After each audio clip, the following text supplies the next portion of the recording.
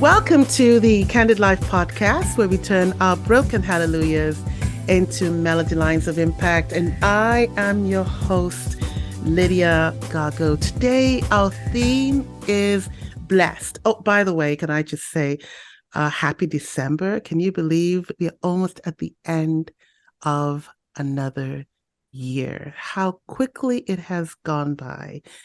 And, family, when I look over my last couple of months, definitely been quite a journey, as my dad would say, ever-changing seasons of life. And so we want to just take a pause as we come towards the end of the year and just think about the goodness of the Lord. Blessed is our theme, and I couldn't help but look it up.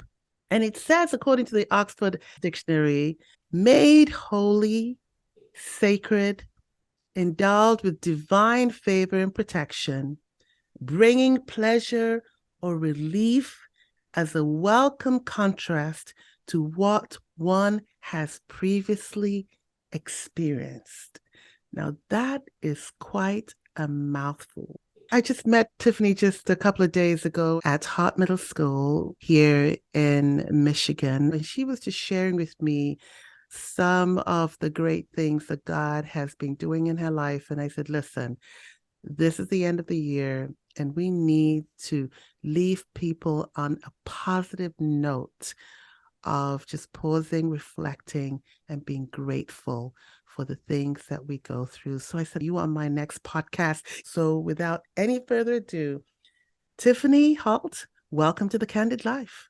Thank you so much, Lydia, for having me and allowing me to share my story and why I feel so blessed.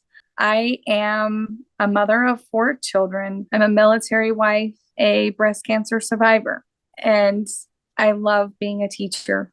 So that is me in a nutshell. That is wonderful. You've just highlighted some really, really powerful things. I did not realize, let alone I didn't know you were a military woman. Yes. Yes. So you've done quite a bit of traveling then over the last couple of years. Yes. My husband and I, we have been married for 21 years and we have moved 9 times. Lots of moving, lots of people weaving in and out of our lives. And you meet some really great people. And I've loved every minute of it. And it reminds me of that quote, people come into your life for a reason, a season, and a time. And I'm sure you can definitely testify to that in your life. I think we can all testify. Sometimes, like you said, you don't always understand why people are there at the time. Yep. And then things happen and then you realize, oh, that's the reason why that person was in there. Just like meeting you at school. I just popped in for a quick visit, and then that little conversation and what you said jumped at me, and I thought, oh, okay, this was part of my journey. Coming into the school. I needed to definitely put this one on tape so that people out there could be encouraged and inspired and blessed. So tell us a little bit about your story, in terms of your growing up. What was your family like? My parents are both wonderful people. They are divorced, though, which is perfectly fine. They do better apart than they did together. Mm-hmm. And my dad lives in South Carolina and my mom lives in Kentucky with my stepdad. We moved around a lot. So me marrying a military man was an easy thing because with my dad's job, we moved every 3.5 years, something like that. And so marrying my husband was exactly what I needed. I was prepped for that. So I like that. You mentioned that you were a cancer survivor.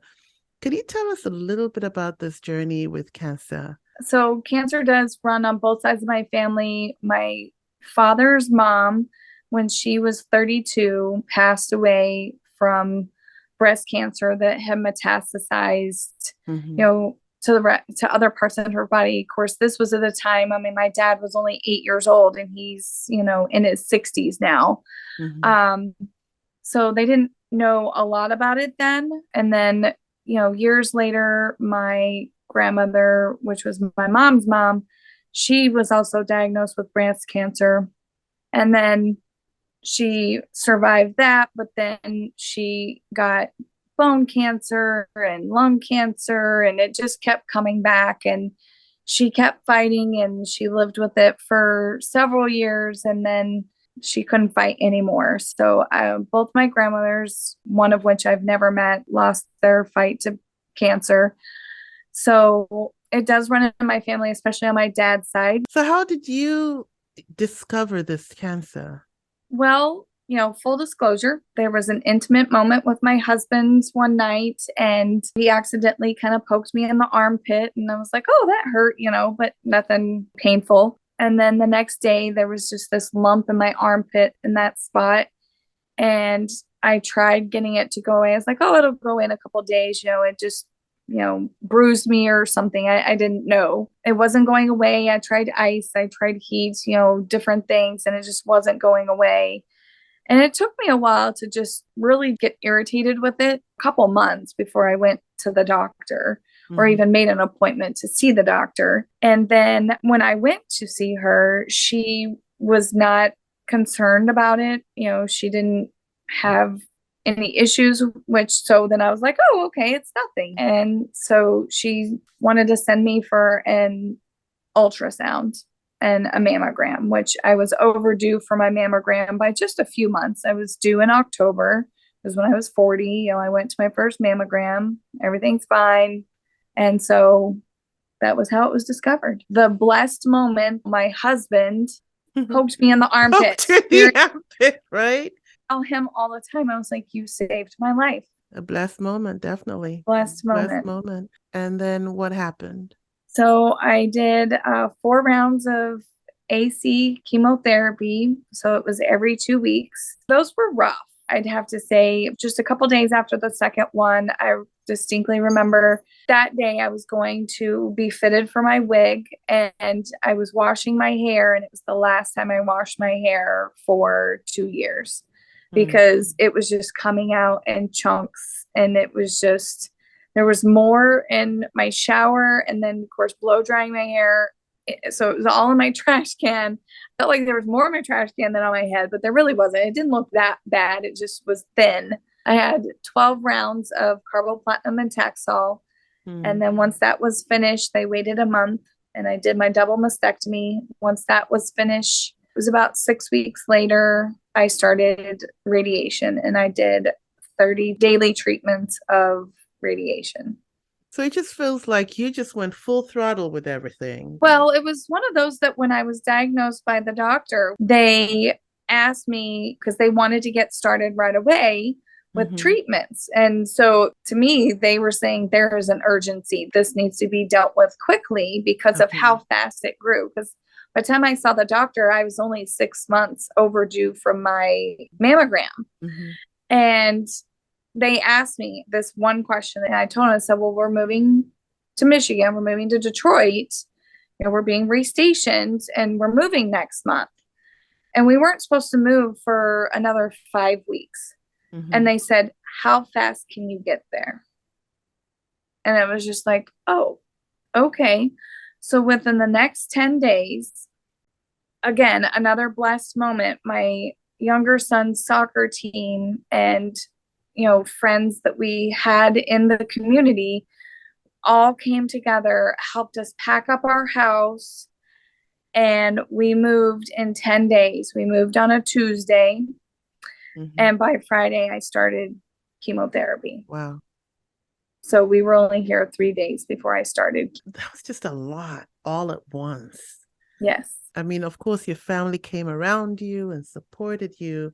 But how were you feeling just with all this intensity? Honestly, so every day I would wake up and I would read my daily devotional that my aunt gave me. And I would read the passages from there. And it was just amazing to me of those passages, how spot on and truthful they were to that moment or that day. It was just like God was speaking to me through this, and it kept me going. I used the fact that, my grandmother, she was a survivor. And if she had been there, that she would have been rooting me on every second of the day. And I wasn't gonna turn into this weak person. Yes, it was trying to defeat me physically, but I was not gonna let it get to me mentally. So I stayed very positive and I stayed just strong. I mean, I don't get me wrong. I had my days, like the days that I'd have my treatments, that it was just awful and I would just sleep or, things like that. But I had to stay strong because I have 4 kids. And at the time, they were in 4th grade, 6th grade, 7th grade, and a freshman in high school.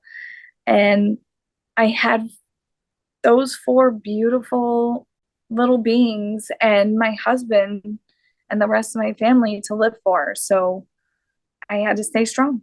Mm. I wonder, how did the children respond to the news of you having breast cancer? Oddly, my husband, the day that we found out, was in Michigan purchasing our house that we live in now.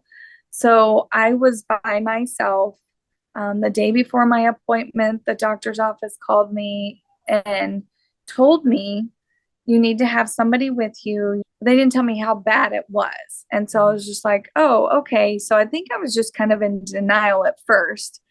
And then when we went to the appointment and found out that it was stage 3 and how bad it was, her name is Becca and she is the most amazing person, came to not only go to the appointment with me, but her husband's like, stay the night with her, stay with her.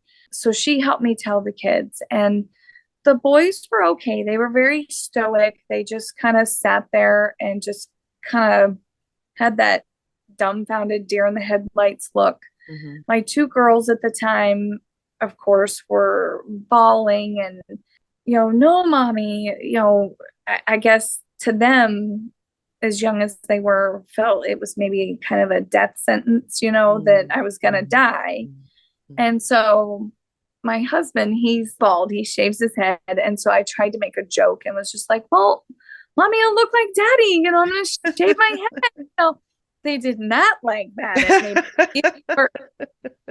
So it was, I mean, what you would expect, how any child hearing that your parent has, cancer and thinking that they're going to die. And again, another reason why I had to stay strong every single day. When they were at school, I would sleep. And then that way, when they came home, I could be up and I could make dinner and take them to their sports and do all the things that mommy does and make it seem like nothing was wrong. Like you said, the will to live, showing your children that, yes, it's cancer, but it's not a death sentence. Exactly. Right? You can still live each day with hope, which is basically what you were teaching your children, that in spite of the challenges you were going through, I'm going to still choose to live every day positively. And, we're going to go through this together. So that's great. So you moved over to Michigan. It's a new city. You're going through this therapy. How were you able to find community? Well, so that's funny part of the story is the family that we bought the house from, their realtor was with my husband and our realtor when he found out, standing in the basement of our house, that I had cancer. At some point, their realtor went and called them and said, I don't think the sale of the house is going to go through because he just found out his wife has breast cancer. And these people are the most loving people. We're friends with them now because of this. And of course, moving into their house, their friends have surrounded us and been there for us. They're the neighbors. It allowed us to get to know people in a much different way than you normally would.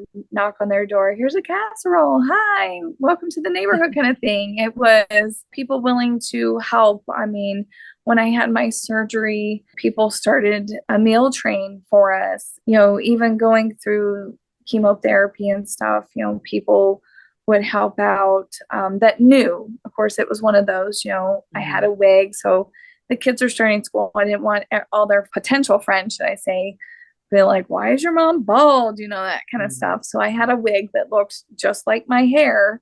Later on throughout soccer season or whatever, at some point, people were just like, well, I didn't know that you had cancer, and I didn't want people to know for that reason, because Exactly. I didn't Yeah, want all the pity, because I didn't have pity for myself. that's good. So you bought the house from this couple. We did. And like I said, we've become good friends, and they've introduced us to people, and we made community, through our kids' sports. Your husband heard the news at the time, and Yeah. there was an element of compassion that came through. I mean, that was Yeah. the house that the Lord had planned for you anyway.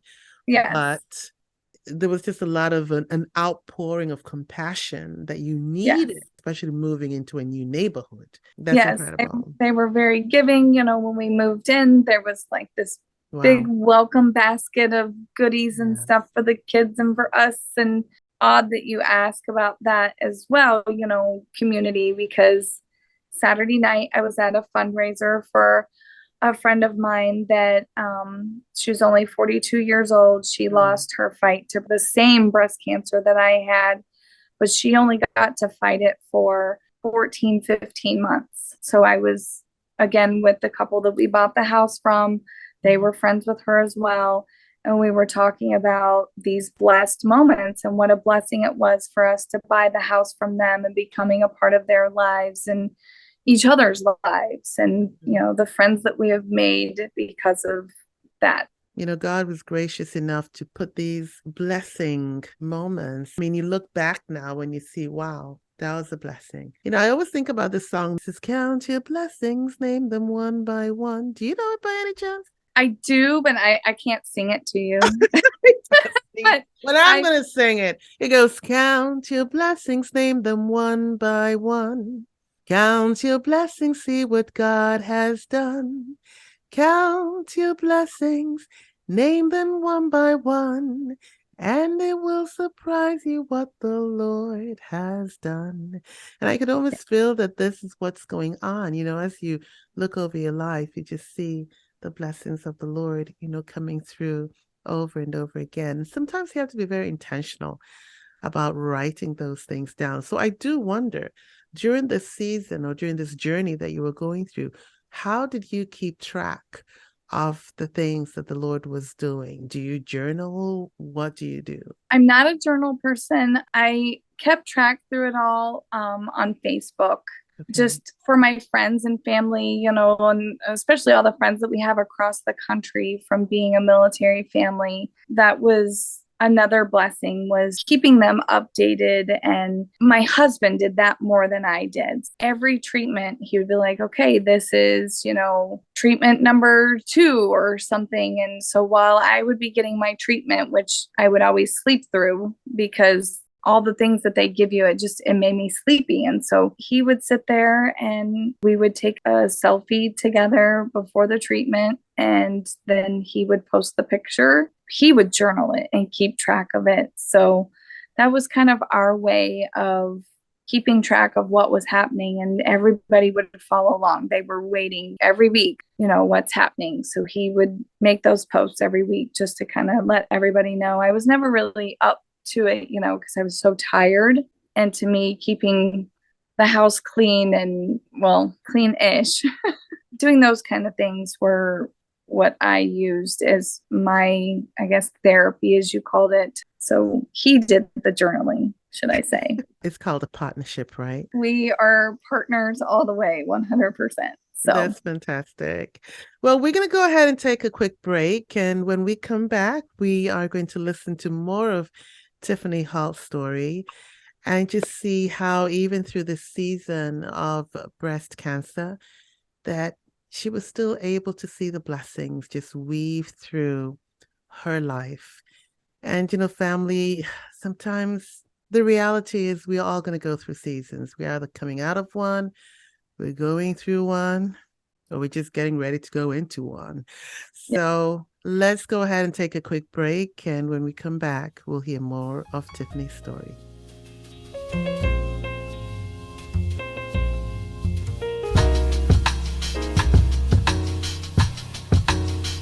Family, welcome back to The Candid Life. My name is Lydia Gago, and today I am blessed, which is our theme, to be interviewing Tiffanie Holt. And we have just been taking a moment to really pause and reflect on Tiffany's journey through breast cancer.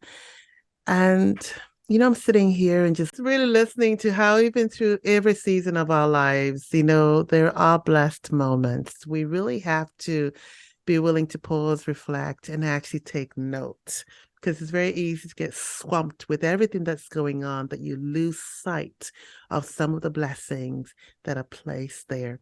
But, I want to ask you though, certain seasons of our lives can either bring us together as a family or they can push us apart. How do you feel this whole season of walking through breast cancer? What happened with your family? So my family, especially the kids, I mean, it brought everybody closer. My sister and I have never been, super close. Um, so it would be that she would, check in, how are you doing? And it's brought us closer so that when we do talk and, we'll send each other a text, hey, busy doing this, miss you, love you, those quick kind of things that we never did before. My children, they're, of course, happy that they still have mom. So it was nice to have them surround me. And then it brought me closer back to my aunt that, again, had the same breast cancer that I had, but she's also my godmother. So I look to her as kind of like my guide. I would ask her questions, and she came out in between treatment rounds to help out for a week. Had so many friends that just kind of dropped their lives and would come help for a week to clean the house and help take care of the kids and just let me recoup and do the treatments and all the things that I needed. So to me, family is not just the blood relatives that I have, it's all my friends across this country that I have from our travels over the last 20 years. That's great.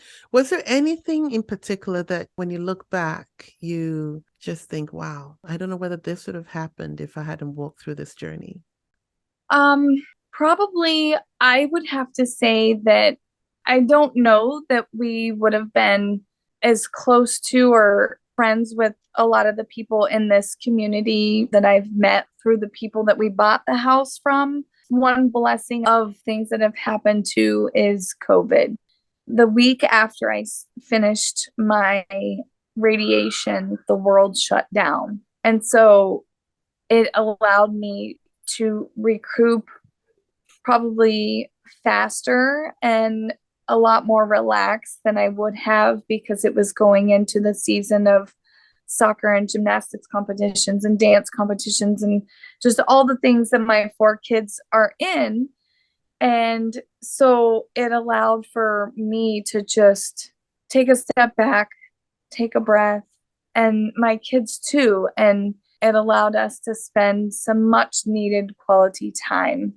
I know probably a lot of people don't look at COVID as a blessed moment in their lives, but I do, because of everything I had just been through. And it gave us all a chance to, like I said, take a breath and enjoy each other and live the moments that you wouldn't normally think of it as a blessing, because we have a totally different perspective than, some people do, because I feel like every time I turn around, somebody's being diagnosed with cancer and that I know, and I know that people are diagnosed every day. Yeah. But it's one of those that until you go through something like that, even just the little things you don't see as a blessed moment, and your perspective changes, that we're not always guaranteed tomorrow. Yeah, that's good. You just received news recently. I did. Tell us about that.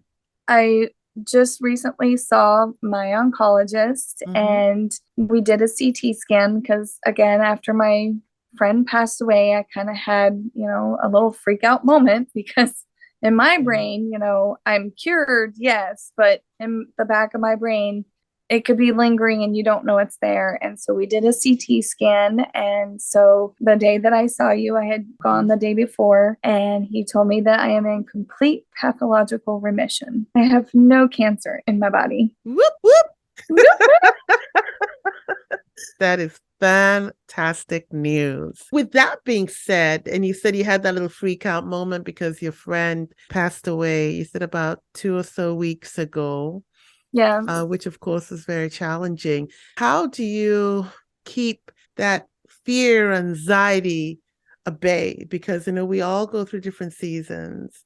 And Yeah. especially when you've gone through as much as you've gone through, like you said, it can be lingering in your mind. And sometimes Yeah. those fears come and can attack you for a minute there, Yeah. and you have to push back. How Yep. do you address that? I read my devotional and I just trust in the Lord and all my prayer warriors that I have around this country, because that was another thing that kept me going. So I just do the best that I can to trust in the Lord that He knows what He's doing, and that I am meant to be here to tell my story and to share with women, or anybody, because men can get breast cancer too, to don't put yourself to the side. Like me as a mom, I'm very good about doing, everybody else comes first.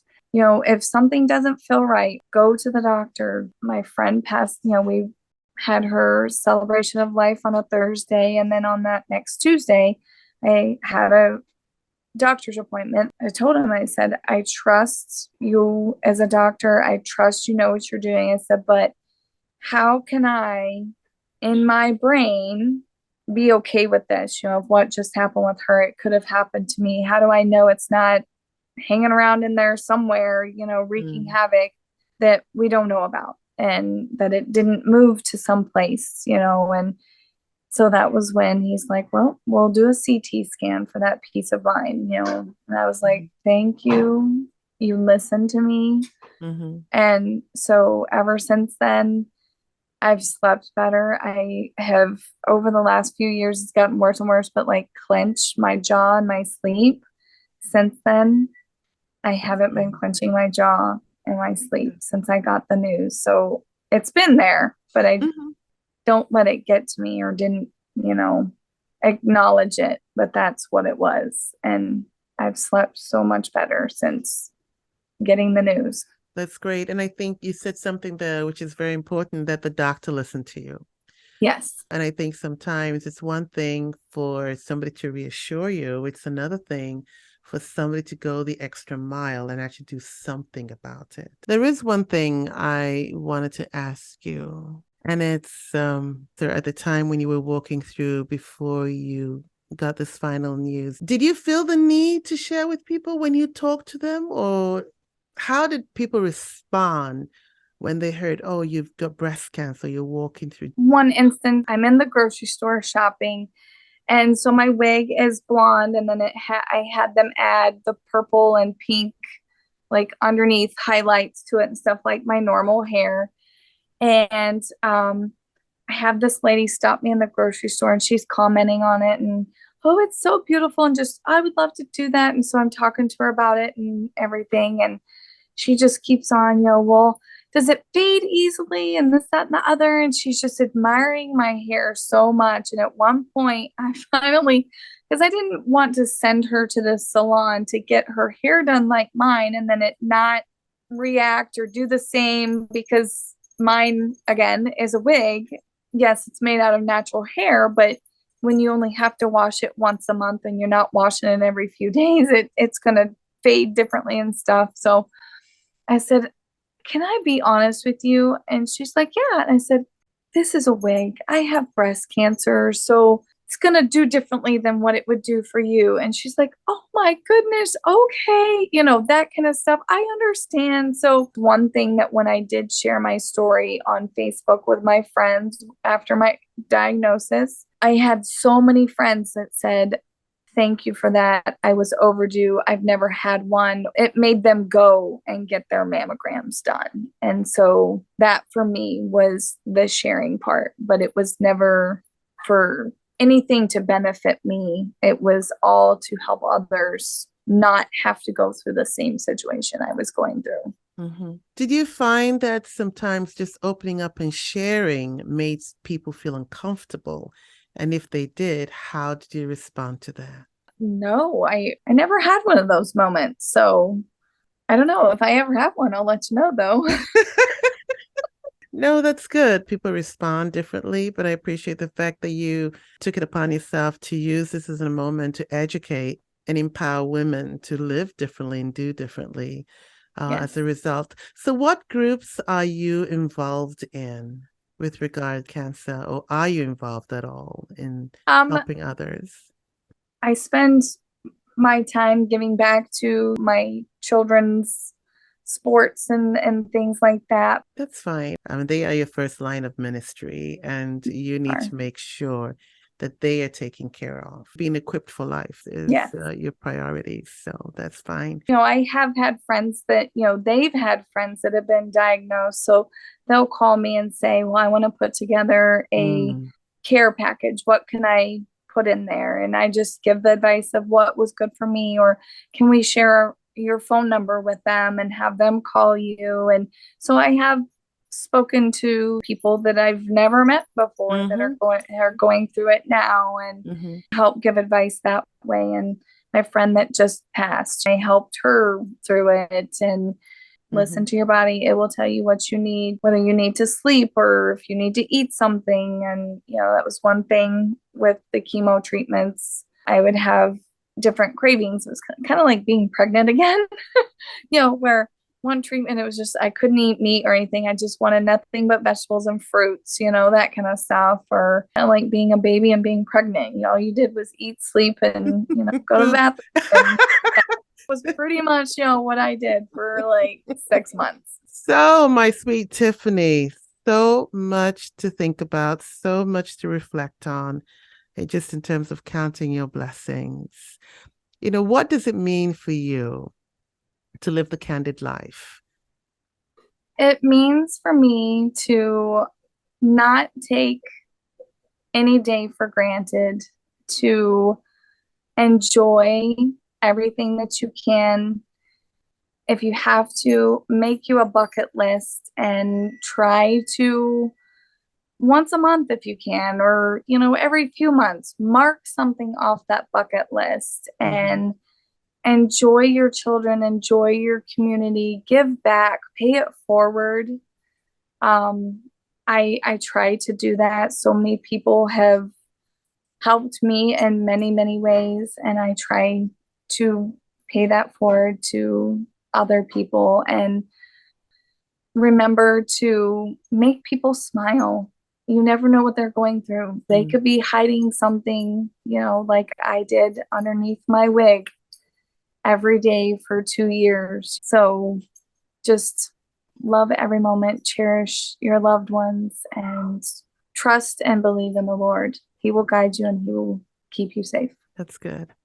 So Tiffanie, I just want to say thank you so much for coming on The Candid Life and just gracing this podcast. And I know, The Candid Life reaches many people across the nations, and people will definitely be blessed by your story. More importantly, as we come towards the end of this year, 2022, can't believe I'm Oh saying my, it, I know. but just really take a moment like you have done to just pause and reflect and just see that through whatever season we may go through, that they are blessings along the way. And we just have to take note of them. Yes, If we don't take note, maybe somebody in our family can take note of that and yes. just remind us that we are blessed.